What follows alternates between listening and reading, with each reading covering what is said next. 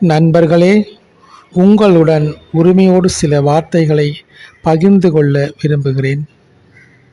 உலகில் உள்ள அனைத்து நாடுகளிலும் தற்கொலை சம்பவங்கள் நடைபெறுகின்றன. ஏழை அல்லது பணக்காரன், அத்துடன் நடுத்தர மற்றும் கீழ்மட்ட மக்கள் என அனைவரையும் தற்கொலை எண்ணம் ஆட்டி படைக்கின்றது. அதன் காரணமாக ஆண்டுதோறும் பல லட்சம் பேர் தற்கொலை செய்கின்றனர். அதில் அவர்கள் ஒரு முறை அல்லது 2 முறை அல்ல, 20 தடவை தற்கொலைக்கு முயன்று தங்கள் உயிர்களை மாய்த்து கொள்கின்றனர். தற்கொலை செய்து கொள்பவர்களில் 15 முதல் 29 வயது நிரம்பிய இளைய பருவத்தினரே அதிகம். இளைஞர்களே, தயவு செய்து தற்கொலை செய்யும் எண்ணத்தை விட்டுவிடுங்கள். உங்களுக்காக நான் ஒரு மோட்டிவேஷன் ஸ்டோரி சொல்ல போகின்றேன்.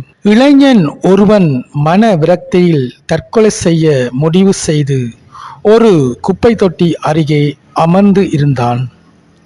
சில வினாடி கழித்து ஒரு பெரியவர் அந்த குப்பை தொட்டி அருகே வந்து அதற்குள் இருந்த கடதாசி மற்றும் அட்டை பெட்டிகளை எடுத்துச் செல்வதை அவதானித்தான்.